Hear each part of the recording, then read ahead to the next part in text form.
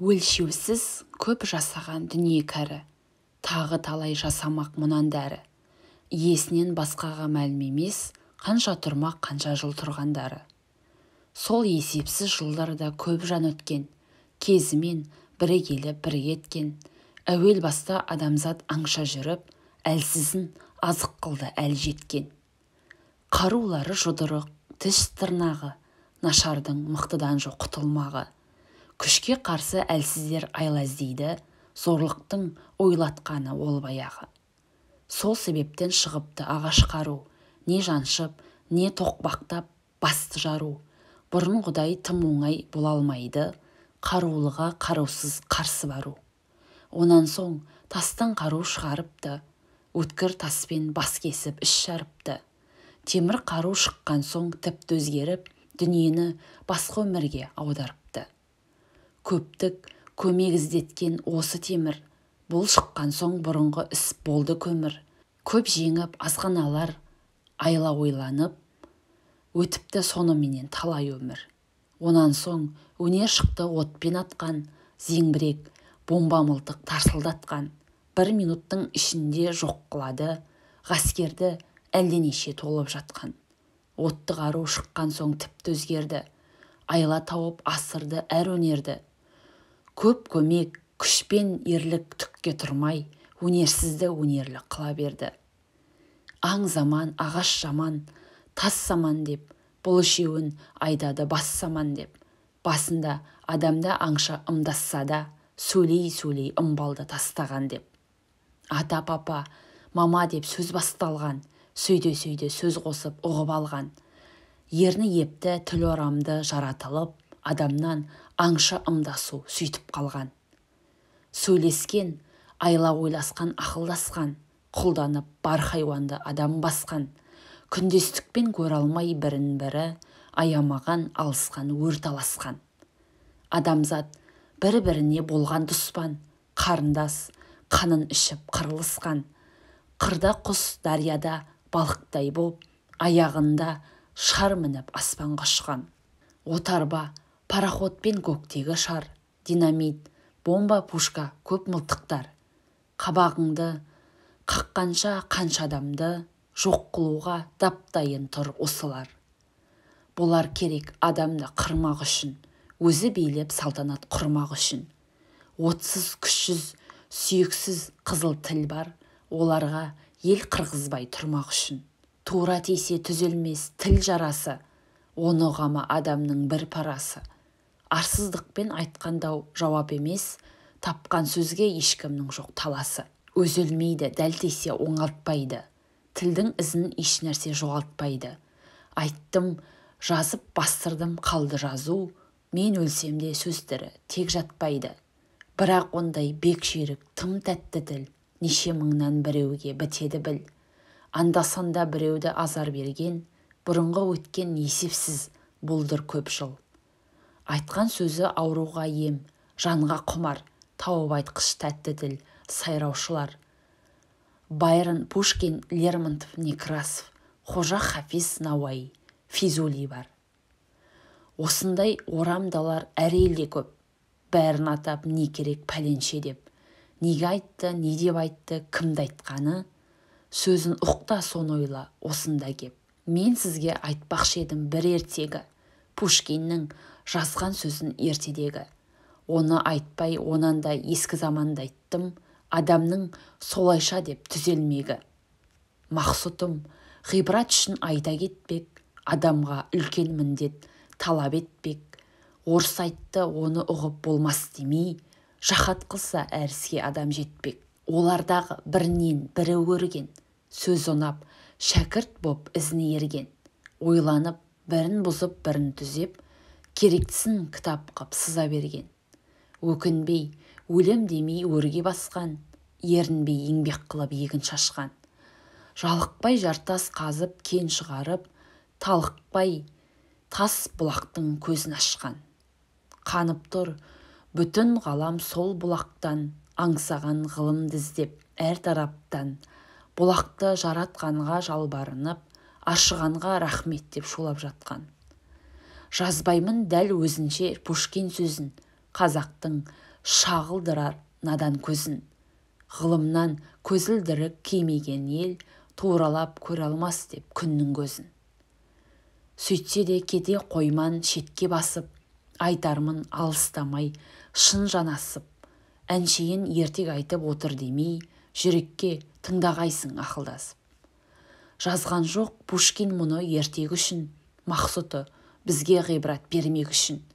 Қиянатшыл, зорлықшыл парақордың мінезінің суретін көрмек үшін. Шын махаббат не екенін білдірмекке, уағдашыл, әділетті сүйдірмекке. Жақсы мінезді айтқанда жанды ертіп, зұлымдықтан жирентіп күйдірмекке. Ақылсыз малмен мансап кім екенін, сырты адам, іші шошқа сұм екенін. Алла сүймек, ар сүймек, адам сүймек, ұқтырар адамдықтың шын екенін. Орыс сөзін айтты деп кейбір қауым, ұрмай соқпай бұларақ менің жауым. Нені айтты деп сұрамас кім айтты дер, білмей жүріп өзінің ауру сауын. Ал айтамын, айықтар ұға тұрсын, ақылсыз мас мақтаны тыға тұрсын. Қыз қызық, батыр балуан керек қылған, ойсыз құлақ, мисыз бас шыға тұрсын. Жер айналмай тұрмайды дүние шай, келер кетер адамзат із қалдырмай. Сол өткен көп заманның бір кезінде болыпты Троекуров деген бір бай. Осы бай Русияның шетінде екен, күн батыс за граница бетінде екен. Өлшеусіз жер, санаусыз ақшасы көп, сөйтсе де тағы жұтпақ ниетінде екен. Бұл кезден ол заманның заңы қызық, бар еді бір әдеті тіпті бұзық. Қадірлі, қолы жеткен мықтылардың құлы боп жүрушеді тамам мұжық. Дейтұғын Покровский қыстағы бар, жазылған құлы болып көп мұжықтар. Тамам бастық соңынан итчереді, ұлығы ол заманның ақша құмар. Аңға құмар жан екен жасынан бай, қайың орман шың тау бар аңы да сай. 500 иті бар екен әр тұқымнан, аң құмарлар қояма ит асырамай. Сол көп ит бір қаладай сарайда екен, ит дәрігері Тимошка малай екен. Әр иттің жататұғын үйі бөлек, тамақ жеп орнына тарайды екен. Бай өзіне тең көрмес жердің жүзін, итінен ақ білдің ғой байлық ізін. Әкеліп француздан бір молда қыз оқытты Мария деген жалғыз қызын. Бай өзі оқымаған надан екен, тәкаппар мақтан сүйгіш адам екен. Малы көпке пәле жоқ деп ойлайтын, зорлықшыл әр мінезді жаман екен. Андрей Дубровский деген бір бай, дәулет емес оның тым анандай. Мінезі Троекуров сықылды емес, жаралған бір-біріне тіпті ұқсамай. Кистеневка қыстағы мұның жері, шын мирас атасының еңбектері. Мінезі араз екі бай тату екен, аңға шықса айрылмай жүргендері. Дубровский мал сүймей адам сүйгіш, қиянат, залымдықты көрсе күйгіш. Мал сақтама, ар сақта деп ойлайды, адамдық әділетті ерте түйгіш. Арынан аямайды дәулет пұлын, аяғыш қызметкерін күңмен құлын. Жіберді Петербордан оқытуға, дейтұғын Владимир жалғыз ұлын. Көп қуған Троекуров аңның жайын, мылтығы иті құсы бәрі дайын.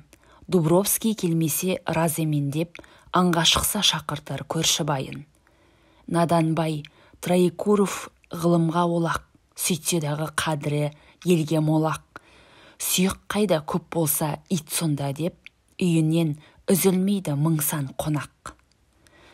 Мал не қылсын ақылдың жоқпен барын, мақтандырмай қояма тойған қарын. Аңға шықпақ болды да Троекуров, ит көрсете апарды қонақтарын. Тимошка шықты алдынан бөркін алып, қонақтар ит мақтасты қайран қалып. Итке берген тамағын айтып болмас, астына мамық төсек қойған салып. Қонақ итін мақтаса көңіл қошы, Троекуров байдың да тілек осы. Сөз сөйлемей тұр еді Дубровский, сен неге сөйлемейсің деді досы. Маған міндет емес қой ит мақтамақ, жаңа көрген қонақтар алсын сабақ. Ит түгіл қызметшіңе табылар ма, мұндай орын, мұндай үй, мұндай тамақ. Бұл сөзге бір қызметкер ашуланды. Иттен кейін көрдің бе сен адамды? Біз түгіл сен сықылды бір алпауыт, мұнда тұрса қуанар деп ақсалды. Троекуров қуанып қарқ-қарқ күлді. Сөз таптың деп арқаға қақты құлды. Мақтаншақтың малайы тасыр болып, ұқпағанын Андрей іші білді. Ас пісті деп хабарға біреу жетті. Ішті жеді, мас болды, өлеңдетті. Андрей Дубровский ішінде жоқ, бағана өз үйіне қайтып кетті. Жіберді Троекуров бір малайын, тез келсін, арақ пенен тамақтайын. Шақырғанда келмесе Дубровский, табамын деп айт деді оның жайын. Андрей өзі бармай бір хат берді. Сол хатты малай алып қайтып келді. Конвертті қолына алып Троекуров хатшысына оқытып сөзін көрді. Бір итшің жұрт көзінше сөкті мені. Қарсы айтып бұлшылдады әлденені. Сона келіп жықпасаң аяғыма, өмірімде көрмеймін енді сені. Құптадың, соның сөзін өзіңдағы. Надандықтың белгісі ол баяғы. Итшің түгіл көтермен өз сөзіңді, мен біреудің құлы емес байлардағы. Естіп, ашуланды дарақы бай, апырай, мынаның деп ызасынай. Апарып аяғына жықсам керек, жарылғын ол тақсырдың қата қылмай. Қарашы, бұйрық беріп отырғанын, жүргенге еркелетіп құтырғанын. Кіммен дұспан болғанын байқамайдау, білмей қалар түбімен жұтылғанын. Жандарал, заседатель бәріменде, маған қарсы келеді қандай пенде. Малым барда бетіме кім шыдайды, борышқор, ондай кедей маған теңбе. Қап бәлем, бір қылармын саған депті, тақтайды ашуланып және тепті. Ол келмесе суалып қалмаймын деп, қонағын ертіп алып аңға кетті. Аң алмай, жолы болмай қырсық шалып, күні бойы бір көжек әзер алып, Андрейдің егінін таптап, кешке келді үйіне қайта салып. Сөйтіп жүріп бір талай мезгіл өтті, күннен күнге суысып байлар кетті. Сыртынан Троекуров иянаттап, ол хабар Андрейге күнде жетті. Аңдысып, іштен жау боп ерегесті. Әркім-ақ бұл екі бай араздесті. Троекуров құлданған көп мұжықтар ағашын Андрейдің ұрлап кесті. Андрей бір күн тоғай аралапты, мұжықтың бірін ұстап шаралапты. Атын алып өзіне дүре салып, Троекуров бай бар деп қарамапты. Мұны естіп, Троекуров ашуланып, мұжықтың баршасына хабар салып, Андрейдің қыстағын шабамын деп, отырды атын ерт деп дайындалып. Сол кезде арба келді 3 ат жеккен, ішінен біреу түсті шенді жекпен. Шабашкин дейтұғын бір заседатель, келдің деп бай сұрайды не себептен. Бас ұрып, бөркін алып тұрды байға, үлкенсіп, ұлықсымақ қалды жайға. Ит дейін еркелеген жылмаңғақты, бай көрсе парақорлар қандай майда.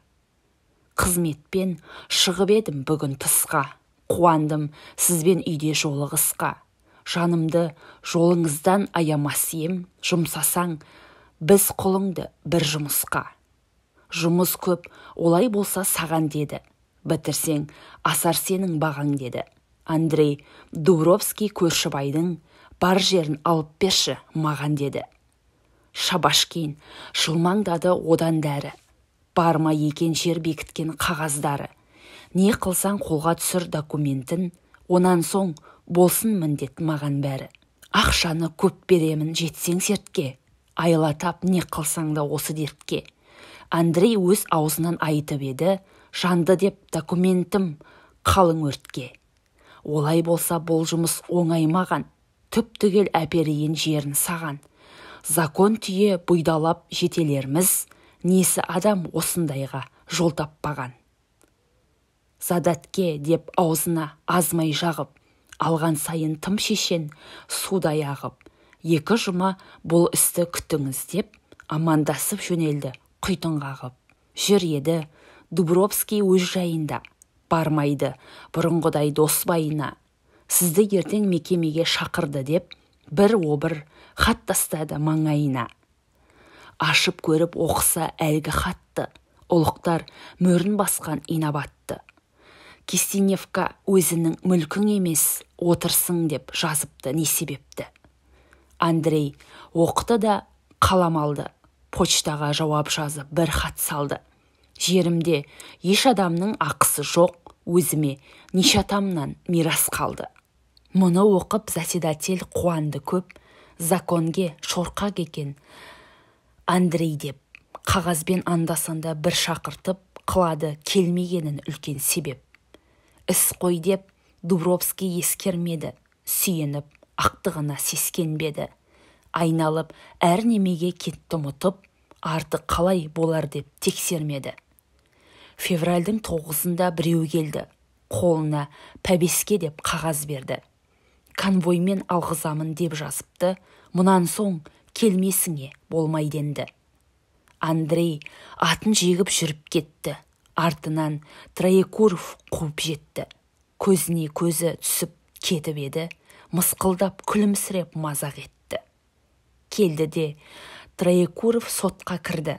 Секретар стул іздеп зыр жүгірді. Төрдегі члендермен заседатель қалпағын қолына алып шұлғып тұрды. Ескерген Андрейді бір адам жоқ, не қылсын, ұлықтардың қалтасы тоқ. Сүйеніп стенаға тұрып қалды, бейне бір қағып қойған қазықтай боп. Секретар сот билігін оқыда кеп, еш даусыз Кистеневка байдікі деп. Андрей Дубровский жерден шықсын, тұрмасын, қолықпенен пайдасын жеп. Қол қойған талай байлар мұны растап, Андрей қазір кетсін жерді тастап. Қағазды Троекуров байға келді, қол қойыңыз тақсыр деп әуел бастап. Кердеңдеп, кекірейіп жетіп барды, сияға малып қойған қаламды алды.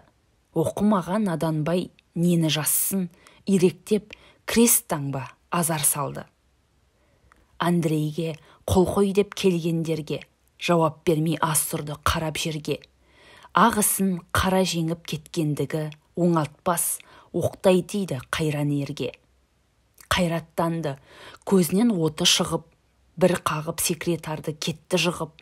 Оқ деген арыстандай аласұрды, әр ұлықты әр жерге қуып тығып. Жан шыдамай көзінің қарасына, қашып кірді үстелдің арасына. Қарауылшы солдаттар жиылып кеп, азар алып барыпты шанасына.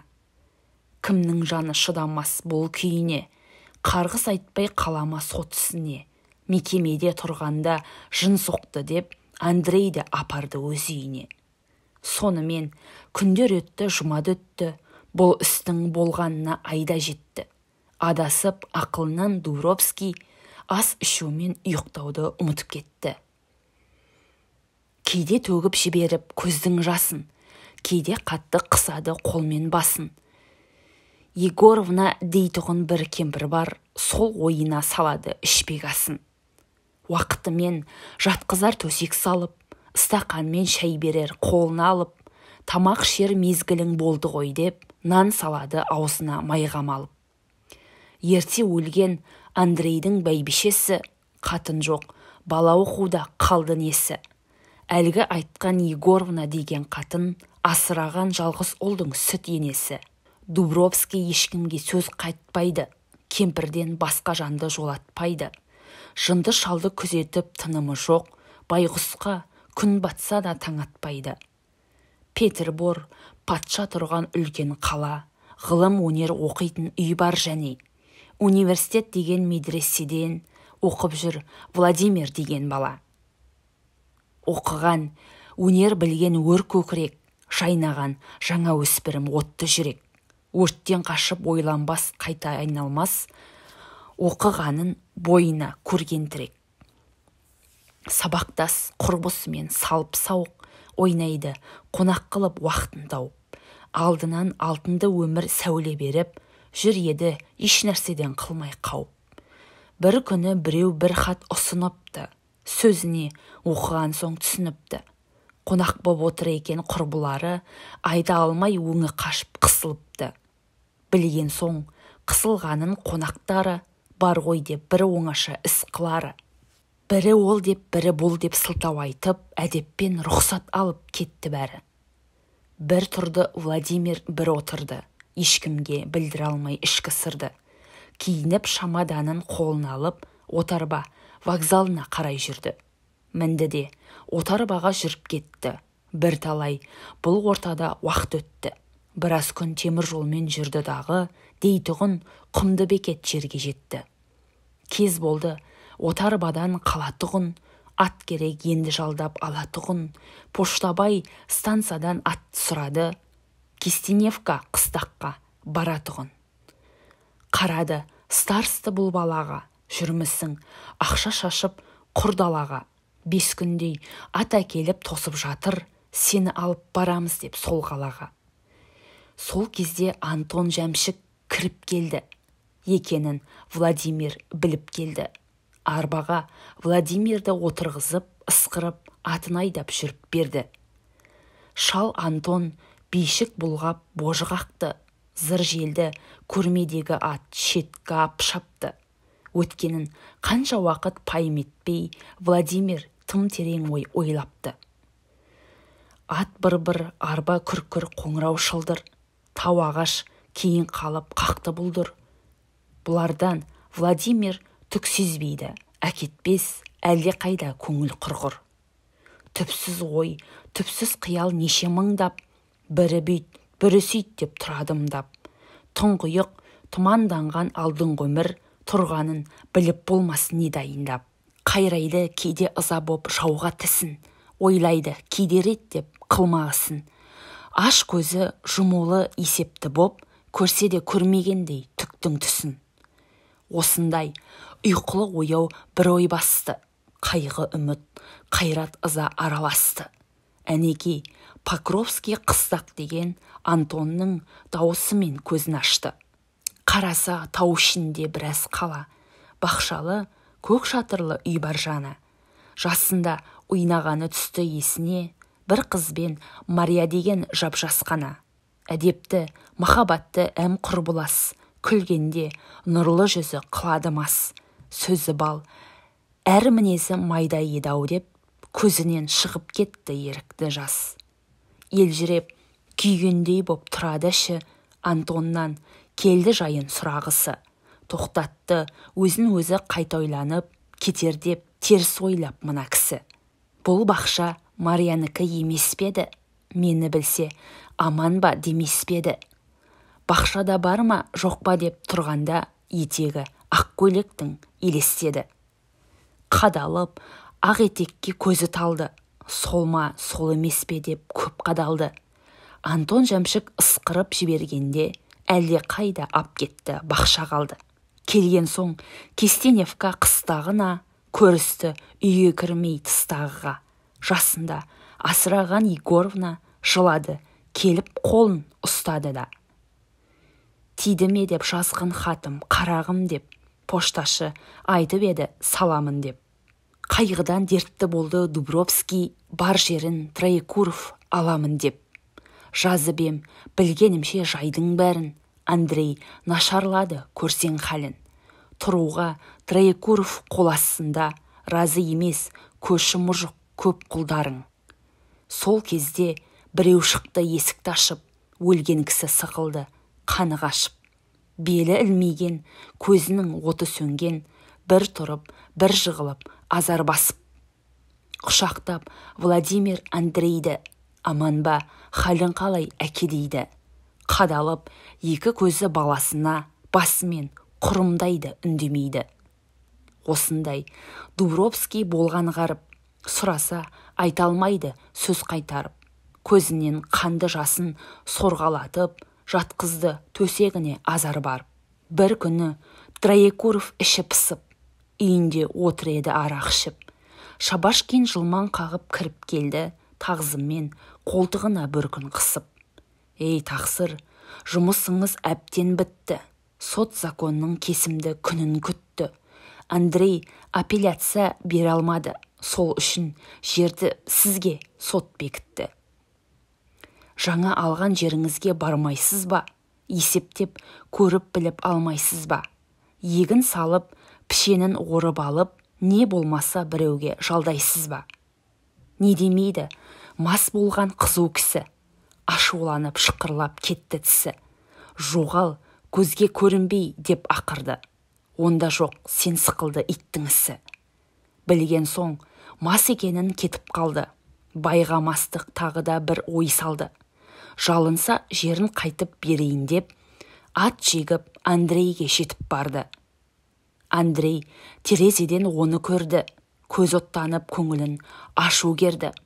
Айтуға тіл, тұруға қуаты жоқ, қолымен құр есікке ымдай берді. Сұп-сұр болып көзінің оты жайнап, жұдырығы түйулі тісін қайрап, ұмтылғанда орнынан ұшып тұрып, жын қаққандай жығылды бір ойбайлап. Владимир жүгірді, көзі шалып, өкпесіне қарады, қолын салып. Байқаса дем алыстан дәнеме жоқ, ақырды келе көр деп доғдыр алып. Қақпаға кім келгенін білмейді бұл, бар сөзі доғдыра кел, тез хабар қыл. Троекуров бай сізді шақырып тұр, деді де хабар айта кірді бір құл. Жоғалтсын, жылдам көзін менен аулақ, бір іс көріп кетейін демесен ақ. Қоймаспын өшімді алмай құдай қосса, тұрарымыз бұл арада біріміз ақ. Оны естіп Троекуров қалды кетіп, балаға Егоровна келді жетіп. Мінесін ант ұрғанның білмейсің бе, шырағым, қатты айттың ғой өкпелетіп. Кіріспеңіз бұл іске, ей анасыз, білеріміз, қылар істі біз өзіміз. Арымнан жанымды аяп тұра алмаймын, онандағы доқтырды тез әкеңіз. Егоровна кеткен соң сол жұмысқа, арада уақыт өтті тіпті қысқа. Атам опат доқтырды шақырма деп, артынан Владимир шықты тысқа. Қызметкер, көрші мұжық бәрі жылап, сорлылар шуылдады туы құлап. Андрей жатқан үйге кіріп келсе, аппақ боп төсегінде жатыр сұлап. Өлмей өспей тұрама адам пәні, мұзға айналып қалыпты ыстық тәні. Басы түсіп кетіпті кеудесіне, ашулы оң қолының алақаны. Бас ілмек, тағдырға көндім демек, пәрменіне мойынды бердім демек. Алақаны ашылған ишараты, несін алдым мен ақтан, өлдім демек. Құл құтан қала берді өңкей қарып, таба алсын ажалға айла қайда барып. Шығарып өз заңынша жаназалап, қасына қатынның қойда апарып. Серт қылды Владимир жыламасқа, жылап жүр жұрт жиылған онан басқа. Аулақта қайғы басып ой ойлауға, қаңғырып бала кірді дөң ағашқа. Кейде қайғы молайып, кейде жойып, мұндайда болушы емес ойға тойып. Қайтерін, не қыларын байлай алмай, отырды бір ағашқа көтін қойып. Ой шалып, шар тарапты жыбырлады. Жел шуылдап, жерде гүл сыбырлады. Аққан өзен көрсетіп ода өмірді. Менше ақшы деп бұлаңдап бұлдырлады. Сүйсінсе кейде жарық күн шуаққа, қаптайды қара бұлт мұңайтпаққа. Аз уақыт алаң ашық болса дағы, күн төмендеп барады жоғалмаққа. Ғибрат етіп Алланың дүниесін, ойланып отыр еді әр немесін. Кеш болғанға ишарат бергендей боп, перде қылып тау тартты көлеңкесін. Білген соң кеш болғанын кетті қайтып, қайғы үстіне қайғыны тым молайтып. Үйге келсе қорасы толған кісі, даңылдап тұр әрбірі бір сөз айтып. Тарантас толып жатыр парат жеккен, қарасы көбі төре шенді шекпен. Сұрады Владимир бір қолынан, келді деп бұлармын да не себептен. Танып шулап жүгірді құл қызметкер, өзің өлтір немесе сатып жібер. Сендердің қожайының Троекуров соған құл бол деп келді бұл төрелер. Біз көнбейміз қорлықты көрсек дағы, шыбын жанды сен үшін берсек дағы, басқа байды білмейміз қожамыз сен, өз соңыңнан қалмаймыз өлсек дағы. Тоқтау айтып жұбатып мұжықтарға, Владимир сөйлесті ұлықтарға. Не себепті құлымды қорқытасыз, законда осылайша қылық бар ма? Бір шенеунік сөйледі жауап беріп, Оязынай сот жіберді бұйрық беріп. Андрейді жер суын, барша мүлкін Троекуров бай алмақ, жиып теріп. Мұнда саған орын жоқ тұрмағыңа, құл түгіл сен ие емессің қырдағыңа. Соттың ісі бекітпек патша әмірі, мүмкін емес құлшылық қылмағыңа. Сонда бір дауыс шықты құл ішінен, сот мотыңды қоятыр шенеунік сен. Өлтірсең де қожамыз Владимир Троекуров итіңді білмеймін мен. Исправник шақырды старшынды, бізге қарсы сөйлеген қандай жынды. Қазір ұстап әкел деп бұйрық қылды, үйретемін оған деп білмейтінді. Старшын құл ішіне кіріп кетті, қамшы мен таяқ жұдырық барт-бұрт етті. Ұмтыл, ұста жігіттер, не тұрыс бар, өлтір өзін деген бір дауыс жетті. Соны айтып тамам мұжық ду жүгірді, ұлықтың бәрі қашып үйге кірді. Ішінен есікті іліп алсадағы, шап қират бұзып кір деп шулап тұрды. Владимир тоқтатты құлдарды кеп, жанжалдасқан жұмысқа болмайды сеп. Алдап сулап қайтарды мұжықтарын, қоя тұр патшаға өзім барамын деп. Түн болды, приказнойлар қонды бәрі. Парақордың болама бетінде ары. Ішіп алып мас болып жатып алды, дайын екен зәкөске арақтары. Владимир ішкі үйге кіріп кетті. Басқара алмай әртүрлі қиял етті. Жалғыз түнде айырып бар мүлкінен антұрған Троекуров түпке жетті. Соны ойлап ұйықтай алмай қайта шықты. Арақ масқып қонақтың бәрін жықты. Алдыңғы үйге шам алып кіріп келсе, пұшпаққа қашып барып біреу бұқты. Барып еді екен деп бөтен кісі, өзінің Арқип деген теміршісі. Қолында қайран алған балтасы бар, мағлұм емес қылғалы жүргенісі. Владимир сұрады, бұл ісің не? Қараңғыда балта алып жүрсің не? Арқип айтты, қырамын приказнойды, барда жат, онда сенің жұмысың не? Оны қой деп қолына панар берді, панарды ұстап баланың соңына ерді.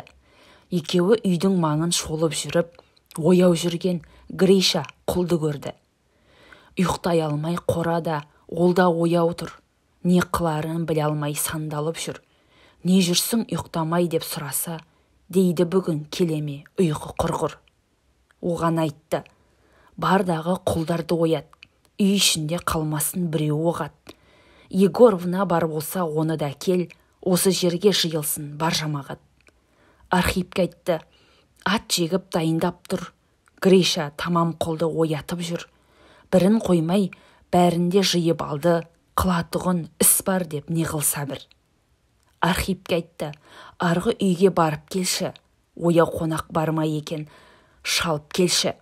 Егер де ояу кісі көрінбесе, сыртқы есіктің құлыбын салып келші. Архип барып құлыпты салып келді. Әр мұжық бір қолтық шөп алып келді. Басқышқа салам менен шөп толтырып, от қойған соң дүрілдеп жанып берді. Мұжықтың кейі қорқып кейі састы. Владимир құлдарға амандасты. Мен кетемін, бәрің де аман бол деп, дайын даулы арбаға қадам басты. Қымсынып, қысылмайды түсін бұзып, кемпірмен Гришаны отырғызып. Антон көшір аттайда бір ысқырып, көзден ғайып болды да кетті сызып. Бір минетте зорайды от лапылдап, еден тіреу қирады бек шытырлап. Әр терезе түбінде бір шенеунік, ойбай, өлем, құтқар деп тұр қақылдап. Архип мазақ қылады, олай ма деп, жанып күйіп жан беру солай ма деп. Ар иманын параға сатқан адам, жаза тартпай құтылу оңай ма деп. Терезеге жиылды приказнойлар, пиаланы қиратып шықпа қойлар. Сол кезде күтір етіп үй құлады, астында қала берді үйткен қойлар. Қуанды Архип қолын шапалақтап, тауықтарым пісті деп отқа қақтап. Бір мысық жанған үйдің төбесінде түсе алмай мияулап жүр көз алақтап. Соны көріп малайлар тұрса күліп, Архип тұра жүгірді оны біліп. Саты қойып шатырға басып шығып, мысықты құтқарыпты қайрат қылып. Аямай өртке түскен адам қанын, мысық үшін қатерге салды жанын. Парақордың хайуаннан төмендігі сол жерде көрдіңіз бе байқалғанын. Енді мен бұл үйді нетемін деп, амандасты Архип те кетемін деп, жөнелді Владимир кеткен жаққа, не қылсам да соларға жетемін деп. Бұл істі Троекуров ертең білді, ұлыққа шаһардағы хабар қылды. Кім өліп, кім құтылды білеміз деп, ұлықтар сол араға көп жиылды. Жоқ болды үш құлы мен Владимир, тағы да Егоровна деген кемпір. Приказной исправник заседатель, тірі кісі қалмапты олардан бір. Біреу айтты, бәрі де жанды ғой деп, бірі айтты, Владимир қалды ғой деп.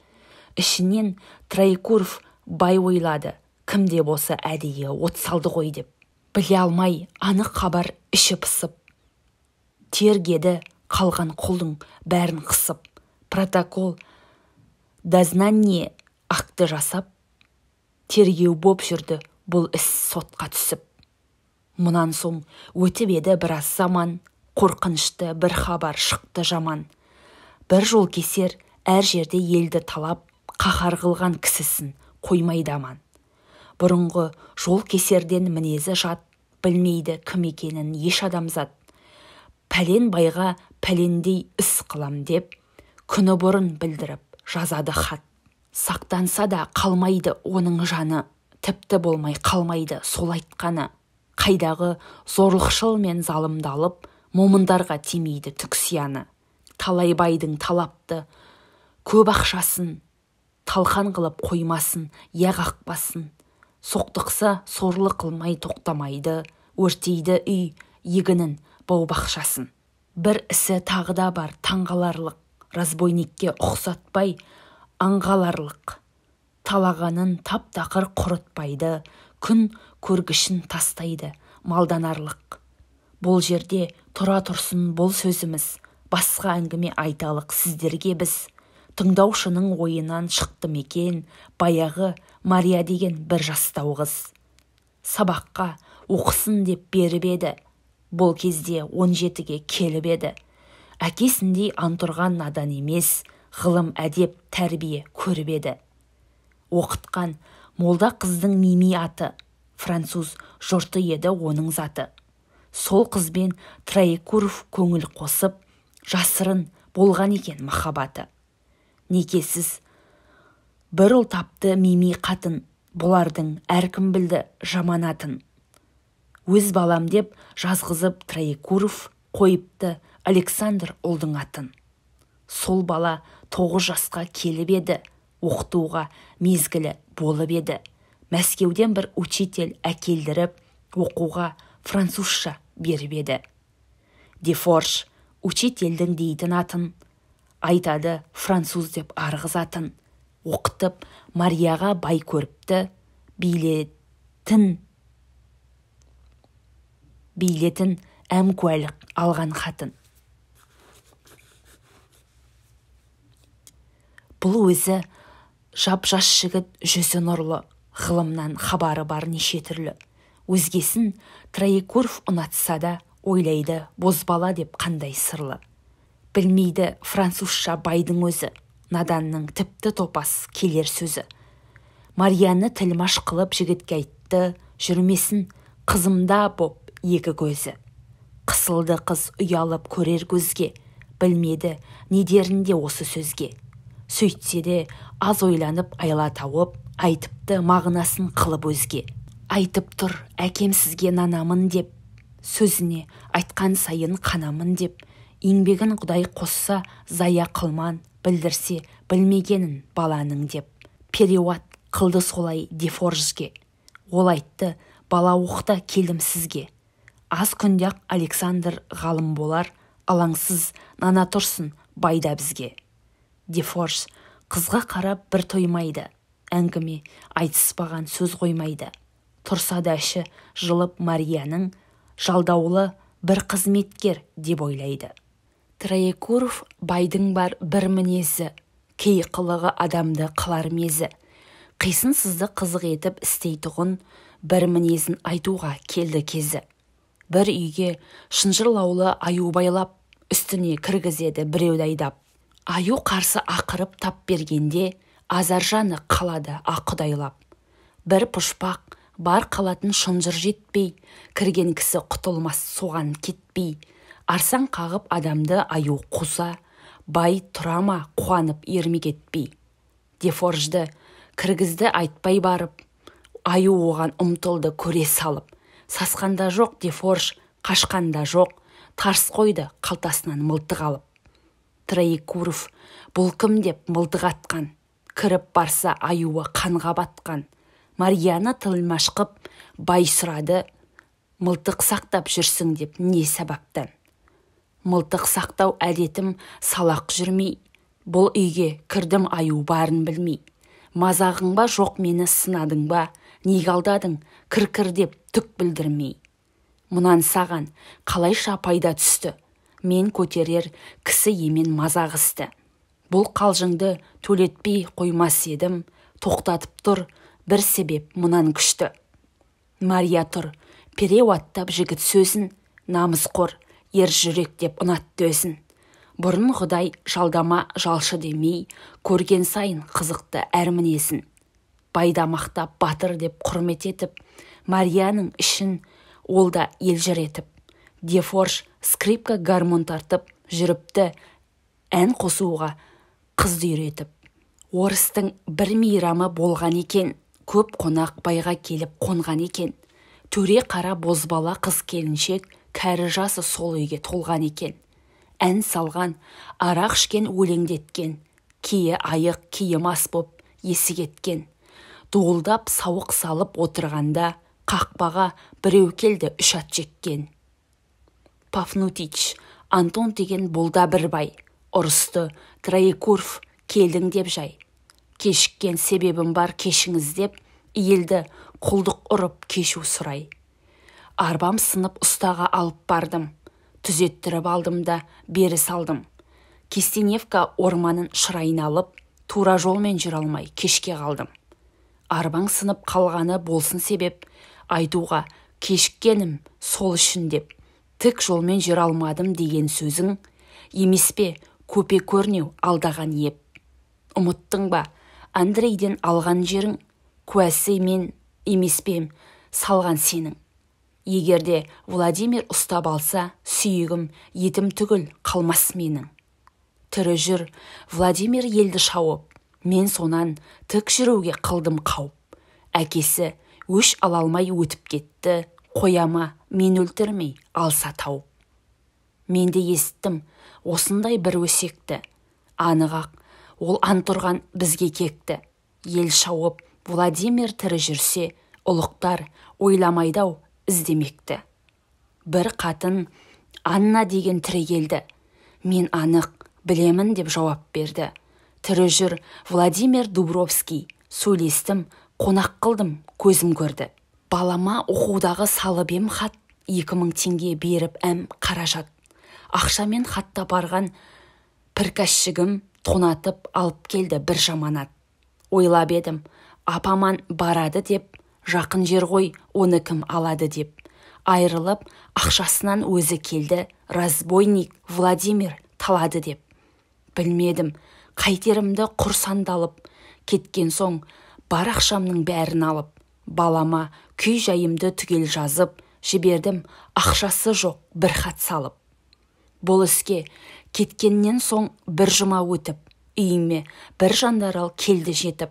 Мен сіздің байыңыздың досы едім деп, мұңайып, көңіл айтты әдеп етіп. Қара мұрт, қара шашты өткір көзі, ішімді елжіретіп әрбір сөзі. Орта бойлы, иықты жүзі нұрлы, 35 шамасында жаста өзі. Байымның әр мінезін айтқан сайын, кәдірлеп түрлі тамақ қылдым дайын. Ақшамды Владимир талағанын ұқтырдым, әңгіме қып соның жайын. Жандарал өңі қашып айтты маған, ақшаңды приказчиктің өзі ұрлаған. Алмайды Владимир жетім малын, анығын білдіремін қазір саған. Шақыршы, приказчигің келсін деді, ұқтырсын, жөнін айтып берсін деді. Егерде ұрлағанын тана қалса, жазасын осы арада көрсін деді. Приказчик келіп еді шақырғанға, қысылды, шыныңды айт деп ақырғанда. Шапшаң айт, ақшағайда ант ұрған деп қоймады, құр жалынып бас ұрғанға. Рас саған Владимир жолыққаны, оп-оңай бір олжаға молыққаны. Жетімнің мал екен деп қайта берген, тана ғой шын жүзі қара болып қаны. Мені кім деп отырсың, анық қара, көзіме көзің тіктеп салып қара. Ақшаны қазір әкеп орнына сал, жаныңнан күдер үссең танып қара. Ой тақсыр, не қылсаң да еріксіз де, ұрладым шайтанға еріп ақша бізде. Кеш мейлің, өлтір мейлің, жазалымын, сіз аулақ, өз обалым өзімізде. Тапқызып, түгел санап ақшаны алды, байғұсым мә ақшаң деп бере салды. Арбаға приказчикті байлап алып, жандарал амандасып кетіп қалды. Артынан бұл қалай деп ойға салдық, анығақ Владимир сол деп қалдық. Таңулы бір ағашқа жап-жалаңаш жатқанын приказчиктің тауып алдық. Бай айтты, Анна менің сөзім тыңда, келмейді Владимир тіпті мұнда. Разбойник жандарал боп жүре алмайды, кім білсін, әлде сайдан, әлде жын ба. Және бір дәлелім бар ол демеске, келген жоқ Владимир 35-ке. Ол біздің Мариядан 5 жас үлкен, мінекей жаңа шықты 23-ке. Бұл сөзге тамам қонақ таласты кеп, бірі сол, бірі емес деп, бәрі сөйлеп, қашқынның түсін жазған қағазды алып, оқыды исправник мынадай деп. Өтірік қара көзі бар қоңыр шашты, орта бойлы қара мұрт, қара қасты. Мұрны түзу сақалын қыратұғын 22 жасынан биыл асты. Қонақтар күлді мұны мазақ қылып, жазыпсың деп белгісін тазақ қылып. Қара мұрт қара көзді толып жатыр, бәрін ұстап қинаңдар азап қылып. Күлісті, арақ ішіп сауық салды, елбіреп есі шығып қызып алды. Өңкей мас түнде үйіне не қайта алсын, бәрі де байдікіне қонып қалды. Павнутич Антон деген айтылған бай, мастың ішін көрмеді жатуға жай. Бала оқытқан француз Дефоржға қасынан келді жатар орын сұрай. Бұл байдың ақшасы көп қойнындағы, іштен салған дорбада мойнындағы. Үйге қойсам разбойник талайды деп, қорқынышы сол еді ойындағы. Француздың бөлмесін берік көріп, жатар орын сұрады еріп келіп. Орысша ұқтыра алмай қолмен ымдап, азар ұғып жатқызды ерік беріп.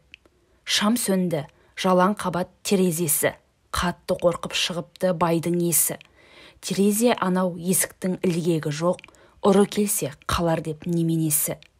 Французды оятты тұрыңыз деп, малайларға бір әмір қылыңыз деп. Есікпен терезені мықтап жапқыз, жарамайтын салақтық мұныңыз деп. Орысшаны ұға алмай аң-таң қалды, французша айта алмай байсандалды. Қайырлы ұйқы болсын деп өз тілінде, бір айтты да бүркеніп жатып алды.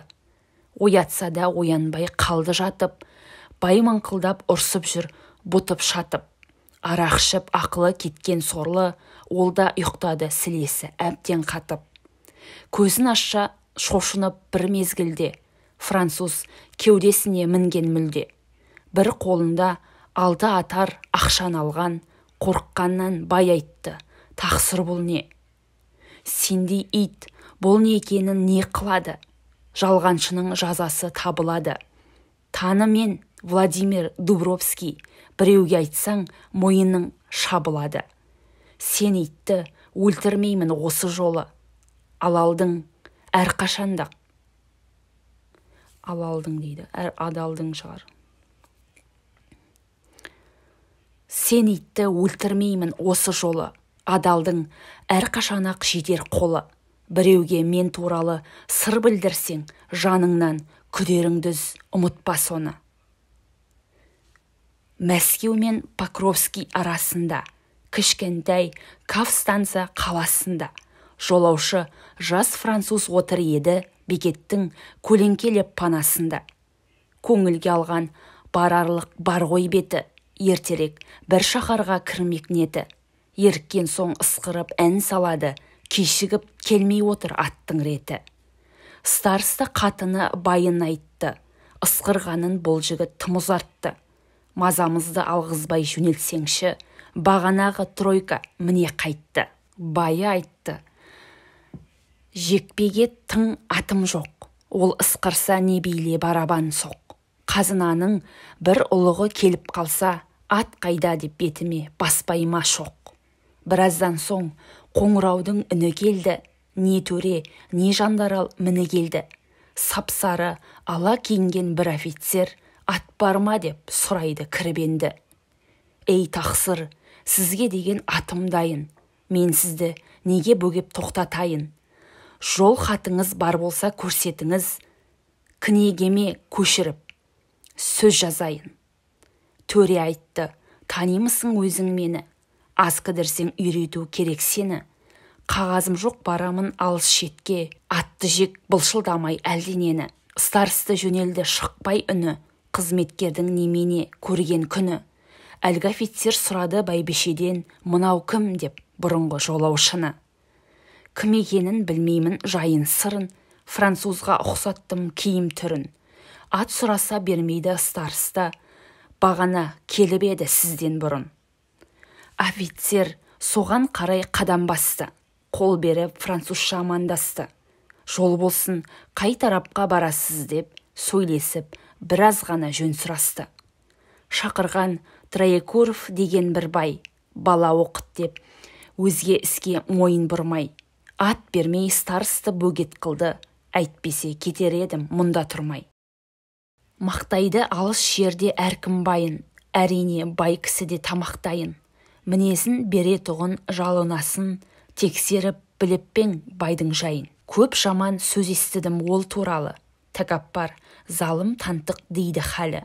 3000 сом жылда бермек жалы унасы, барамын біраз шыдап сон алғалы. Жә мырза, ашылденді жүрген ісің, сөзің майда көрінді жылы түсің.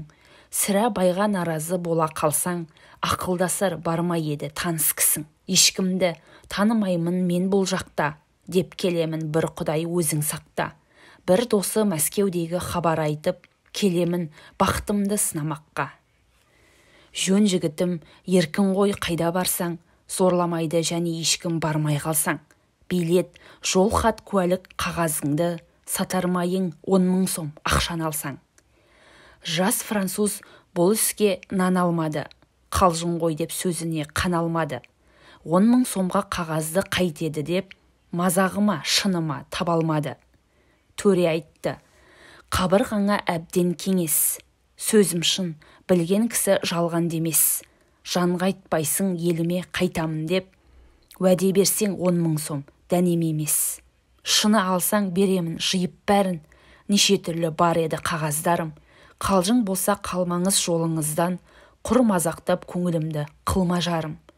Міне шын деп 10 000 сом санап салды, жиып теріп көрді де қағаздалды. Тез қайтуға ешкімге білдірмеске ант алды да офицер кетіп қалды. Француз сол сағатта болды бір бай, ақшаны алып салған соң көңілі жай. Құдай-ау, өңімбе бұл түсінбе деп, ат жалдап қайтып кетті көп тұра алмай. Бұл тоқтасын, арт жаққа шегінейін, шал айтылған бір сөзім қалды кейін. Троекуров көп қонақ қондырды деп, айтып едім бағана, соған шейін. Таң атқан соң қонақтар тарасыпты, Антон байды қайда деп тықарасыпты. Түс көрген бе, не қиын іс көрген бе, түнде шошып ақылдан адасыпты. Сөз сұраса, аузында ашалмайды, жүрсе, аяғын анықтап басалмайды. Ақшасынан айырылған сорлы байғұс қорқып сырын ешкімге шаша алмайды. Бұлар кетті сонымен жай-жайына, Дефорж бек жұғымды өз байына. Сөзіне, мінезіне тұтқын болып, Мария әбден түсті ыңғайына. Екеуі еркін алып бір оңаша үй, Марияға үйретеді нотадан күй. Ісі таза ішінде шын махаббат, біріңді бірің сүйсең, соларша сүй. Бір күн отыр еді күй үйретіп, тоқтатты, бас ауруын сылтау етіп. Дефорж қызға бір хат берді дағы, кідірмей үйден шығып қалды кетіп. Қараса, Мария оқып хатын ашып, кеткем жоқ деп жазыпты сізден қашып. Кешкі сағат 7-де бақшаға кел, айтатұғын сөзім бар амандасып. Бай жатыр қонағымен дәурен сүріп, арақ ішіп, шуласып итті үйіріп. Сағат 7 болуға таянғанда Мария бақша жаққа кетті жүріп. Түнде жүріп келеді бір жалғыз қыз, ғашық болды демейміз осыны біз. Сөйтсе де махаббаттың лебі тартып, алып кетіп барады ықтиярсыз. Барып кірді бақшаға есен аман, кешікпей жігіт келді қызға таман. Сырымды айтпай кеткенім мақұл емес, Мария айрыларлық болды заман. Шошынбай сөзім тыңда есіңді жи, разымын, құрмет қылдың көп көрдім сый. Учитель французбын деп жүрушем, мен едім Владимир Дубровский. Рахымсыз ит әкеңнің зорлығынан, кеудемде қайғы шердің молдығынан. Жүрмеген жер көрмеген тұсымда жоқ, разбойник боп ел шаптым қорлығынан. Момынға залалым жоқ жалғыз тиын, кегім кеткен кердеңнің бердім сыйын. Жалғызақ ит әкеңе қылалмадым, маған сенің барлығың болды қиын. Талай бардым жасырын қанжар алып, өлтіргім кеп кетушет салып қалып. Бір сен ойлап буыным босап кетіп, қыныма қоюшеді қайта салып. Әкеңде ақым менің мыңсан емес пе? Мойныңда жәнекемнің жан емес пе? Жалғанда бір адамның қанын ішсем, жұтарлығым сол иттің қан емес пе? Жарық күнім михрабым осы кегім, онсыз өмір сүрместей көкірегім. Махаббаттың нұр жүзін құрмет үшін пида болып кешіліп кетті тегін. Әкең түгіл тие алмай тиыныңа, сен үшін түстім өмір қиынына. Өш алар талай кезім келмеп беді, өзің ойлап қарашы сыйымына. Ол түгіл саған жақын жүрген адам, оның маған енедей малы арам.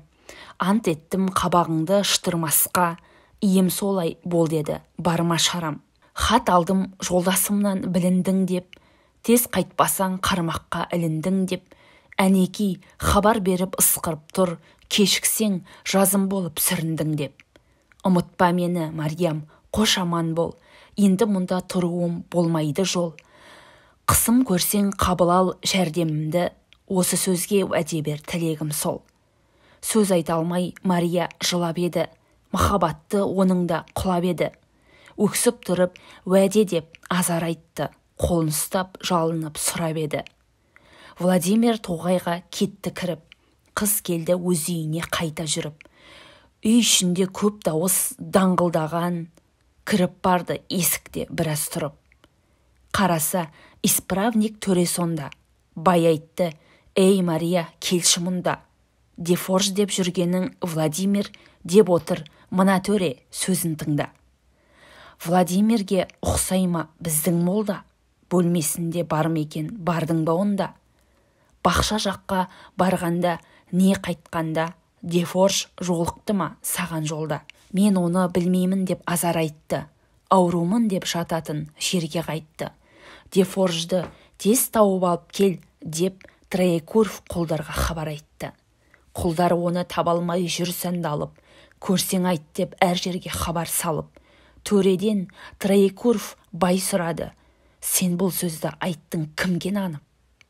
Исправник айтады, бұл сөз анық. Жанға айтпаңыз бұл сөзді жасыралық.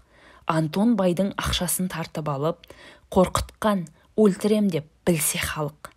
Дефоржды табалмай құлдар келді, алданғанын байда анық біледенді. Исправник шенеунік барша төре, тінтіп қарап жүріпті тамам елді. Сонан соң өткен екен қыс пенен жаз, бұрынғы ісі ұмытылғандай болды біраз. Бұл байға 30 шақырым жерде тұрған бар еді Верейский деген князь.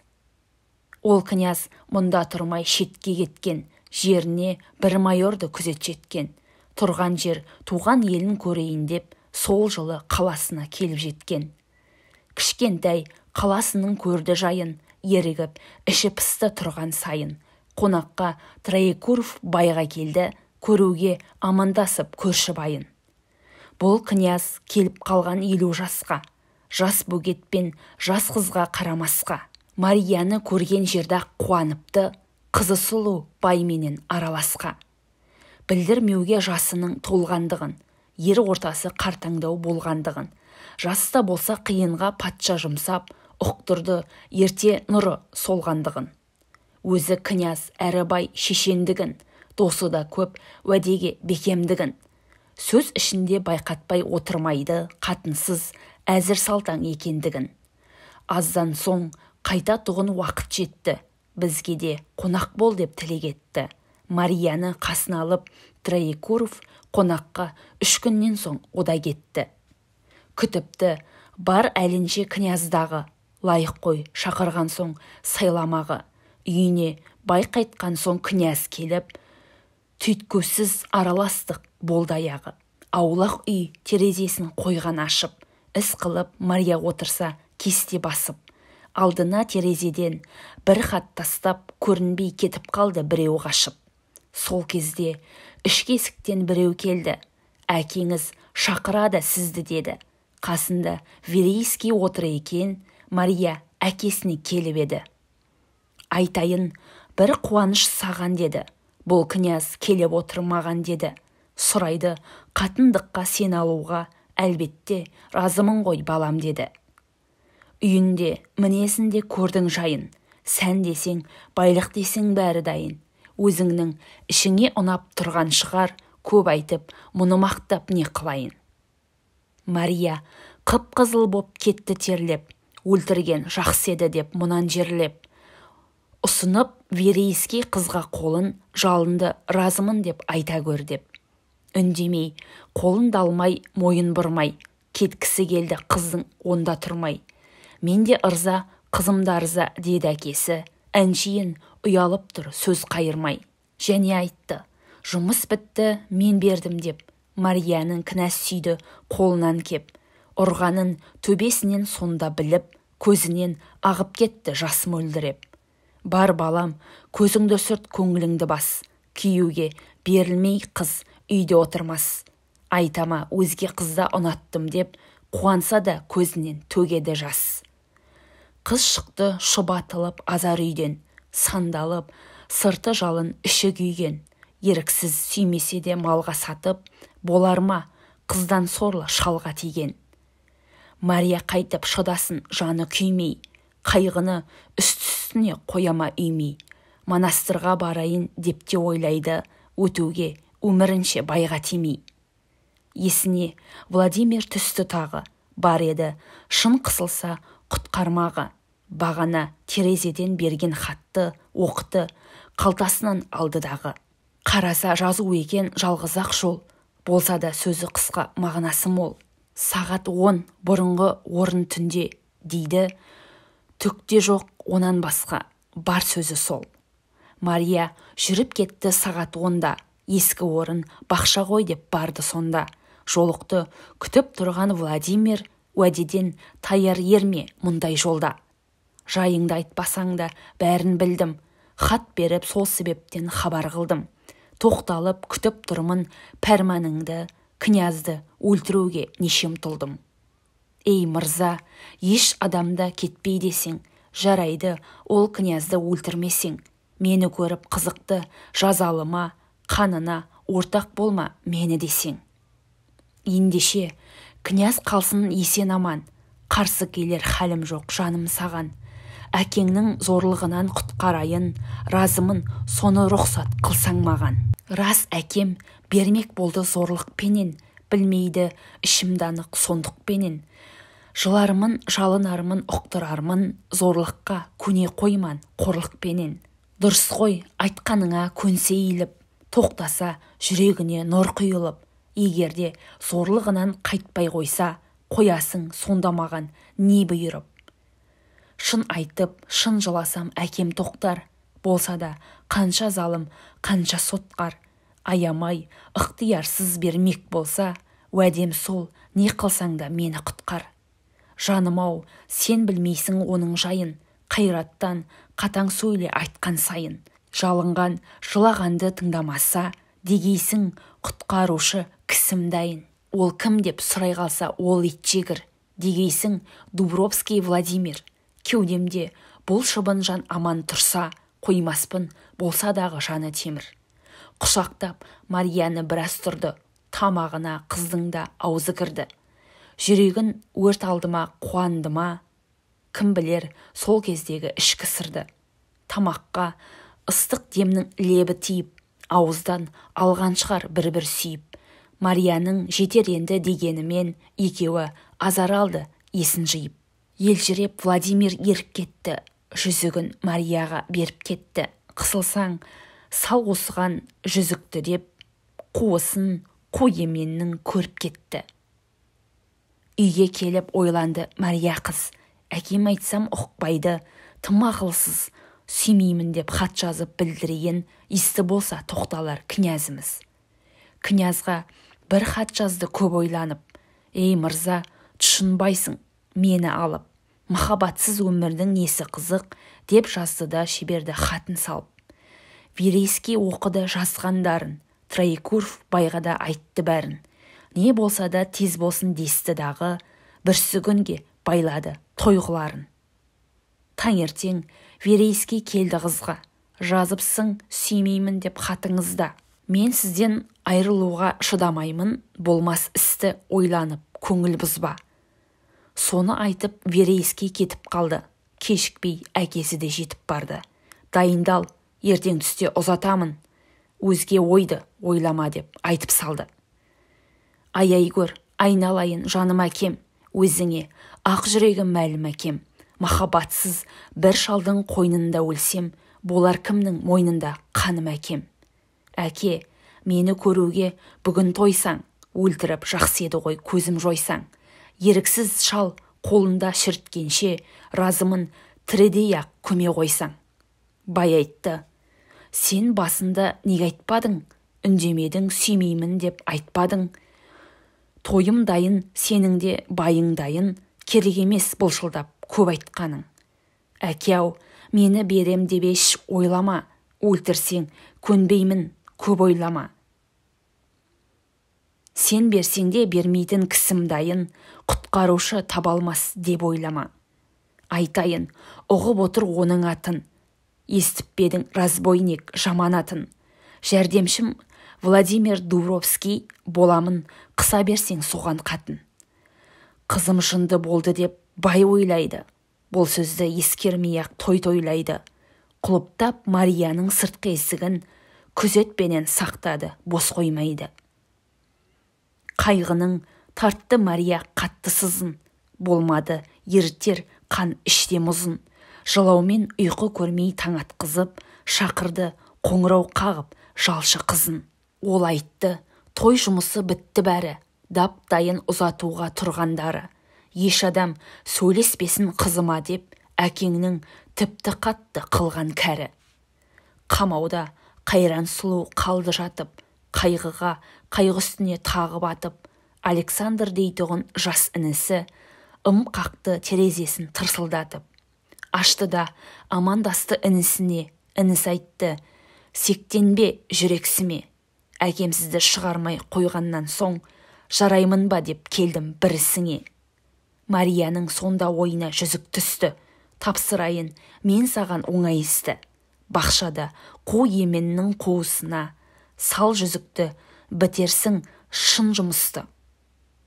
Жөнелді жүзікті алып Александр, бақшаға жетіп барды болдыр салдыр. Қуысқа салып қайта бергенінде бір малай көріп қалды, құрып қалғыр. Малай барып қуысқа қолын тықты, не қылса да жүзікті алып шықты. Бала барып бер-берлеп жүзігімді, малайдың алқымынан алып сықты.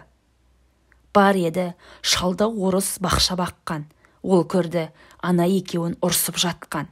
Нең бар деп ант ұрған бұл байбатшада, малайды келістіріп қойды жақтан. Жетелеп алып жүрді байға таман, ол білсе қалмайды деп жаның аман. Сол жерге Троекуров келген екен, сөзді естіп бақшадағы даңылдаған. Қараса, ап-аласа сары малай, қулықты қылса керек бұрын талай. Бай сұрады, сен кімнің құлысың деп, жазықсыз жас баланы ұрдың қалай. Ол айтты, Андрейдің құлымын деп, мақтанбаймын біреудің ұлымын деп. Балаң көріп сабады ұстап алып, қара жидек ұрлаған ұрымын деп. Бала айтты, мұныңды ешкім ұғам екен, еменге қара жидек шығам екен. Мен салған жүзікті ұрлап бара жатыр, құрқуысқа ұры қол тығам екен. Бай қарады таңырқап баласына, жүзік деген сөзінің таласына. Қайдан алдың жүзікті, қайда бардың, неге келдің бақшаның ағашына? Мария апамның жүзігі, деді дағы, тануға ыңғайланды сөз аяғы. Әрне мені бір айтты жөн сөйлемей, қиын болды анығын байқамағы. Қысса дағы баласы шынын айтпай, той қысталаң болмайды үйге қайтпай. Бақшашыға малайды тапсырды да, Троекуров қайтыпты сөзді ұзартпай. Сол кезде исправник тағы келді, малайды қағыстырып көп тексерді. Шатпақтап малай жөн сөз айтпаған соң, есер соқ жынды ғой деп қоя берді. Босанған соң тоқтамай кетті малай, білген жан жоқ кеткенін оның қалай.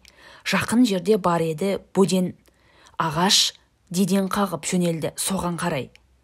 Тоғайға жетісімен малай бала, қатты ысқырып жіберді бара сала. Орманнан және біреу ысқырған соң, соған қарай жүгірді жүзікті ала. Той бітті, қызды ұзатар болды заман, тарқады тойға келген жақсы жаман. Қатындар келінді алып шығамыз деп, жиылып, аяңдады үйге таман.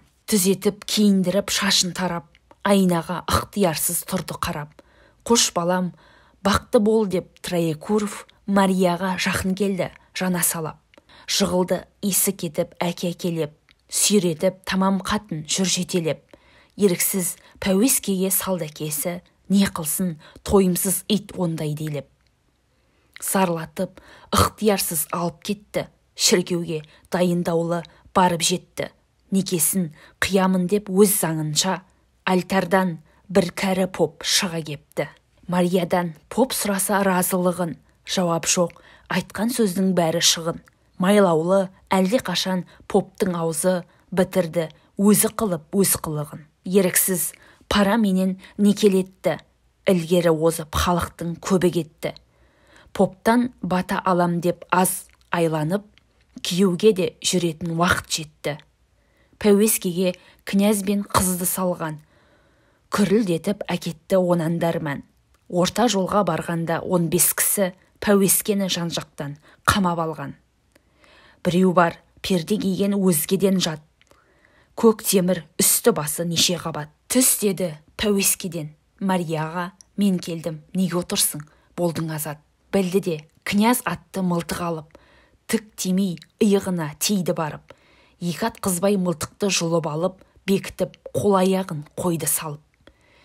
Князға тұс-тұсынан қылыш ойнап, ұрғызбай Владимир тұр қойлап. Көшірін, көмектерін тегіс байлап, арбаға Владимир келді бойлап. Жаным-ау, жерге түспей неге отырсың, жіберген жүзікті ал деп балаң құрсын. Кешіктім сол баланың кеселінен, дей көрме бағанадан қайда жүрсің. Мария айтты, ішім толған жалын мен шоқ, тағдырдан тиді маған жазылмас оқ. Айналып құр сүйекке болма әуре, байқаймын енді маған тіршілік жоқ. Маған ұзақ өмір жоқ, әзір бармын. Алланың әмірі сол, не қылармын. Еріксіз көріп қалдым шіркеу алдын, мені ая бір күнаға жолығармын. Қамығып, бір мен ойлап жанып күйме, қайғыны әдейі іздеп үстіңе үйме. Шынымен мені жақсы көрген болсаң, қоя бер өз жолына бұған тиме. болмасам да болдым ғой бұған қатын, сорлыңның шығарма енді жаманатын. Берерсің мен ойласаң тілегімді, жүріп кет, хош аман бол асыл затым.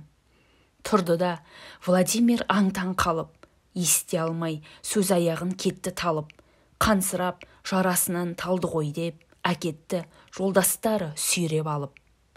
Хош деді, біраз ғана есін жиып, ауыздан айрыларда бірақ сүйіп, қарасы үзілгенше қарап тұрып, ах деді Мария талды жанып күйіп.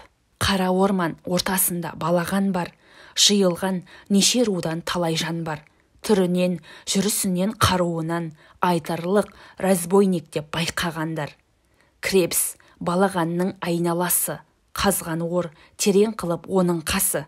Үстінде крепстің зеңбірек тұр, жарасып өз әлінше тамашасы. Біреу отыр, зеңбірекке аттай мініп, күзетші өз жұмысын өзі біліп, алақтап жан жағына салақсымай, күңіреніп, өлең айтып ермек қылып. Шықты да балағаннан қартаң қатын, Степан деді бұл қай салтанатың? Батырға үйде жатқан ұйқы бермей, отырсың өлеңдетіп қайда ұялтың? Кеше гөр, Егоровна деді Степан, қорғанды шалып жүрді барып әрмән. Үстінде кереуеттің Владимир сұп-сұр болып жатыр еді жараланған. Степан асығысып шаба желіп, батырға хабар берді шылдам келіп. Тоғайдан бір ысқырған дауыс шықты, тұр білем шалғыншылар хабар беріп. Келген соң сигнал үні құлағына, орнынан Владимир тұрады да, реттеп дайындайды батырларын, бәріңде бармысың деп сұрады да. Тоғайға кеткен екеуі жер шалғалы, көп солдат келді деді, біз алғалы. Ыңғайлап Владимир зеңбіректі, аңдып тұр атайын деп қозғалғалы. Жүгірді бір топ солдат бұған таман, қолында қаруы көп жарқылдаған. От басып зеңбірекке жібергенде солдаттың бір талайы қалмаптаман. Қалғаны шуылдады қырғын қойдай, жүгірді бір офицер тағы қоймай. Кеудеден Владимир атып еді, жығылды шалқасынан салып ойбай. Басшысыз солдат қашты, бұлар қуып, қырып жүр жердің жүзін қанмен жуып. Өлгені өліп қалғаны қашып кетті, қолға тірі түскенін қойды буып. Сол жерде бар жолдасын жиып алды, еш адам қалмасын деп хабар салды. Бірдей ғып өз қолынан үлестірді, ел шауып есебі жоқ алған малды. Рұқсат бер енді маған батырларым, дос болған жан аяспас жақындарым. Мен кештім, сендерде кеш қатем болса, бар шығар байқамаған қапылдарым. Миллионшік бай болдыңыз әрқайсыңыз, сіздерге де керегі не енді мұның? Қоямын бұл мінезді мұнан былай, бір жола уәде беріп айтқан шыным. Сендер қашқын емессің бәріңдағы, шалғызақ атым менің мәлімдағы. Дүниеде енді көрер қызығым жоқ, жарылды бітпес жарам жанымдағы. Аман бол жолдастарым, мен кетемін, дертімді мұнда кімге емдетемін. Көз көрмес, құлақ сезбес орын тауып, жайымды жан білместей жерде өтемін. Жоғалды Владимир сонан кейін, іздеді ұлық сенбей көпке дейін. Разбойник талау шабу тоқталыпты, жел тынды, күн басылды дегендейін. Кетті деп заграница бөтен елге, жайылды ұзын өсек талай жерге. Жанашырма ақылы жанасарма, біздің қазақ сорлының мұндай ерге.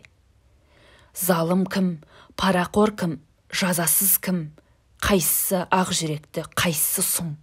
Кекті кім, кекті жеңіп, кешірген кім, білдің бе күшті екенін махаббаттың.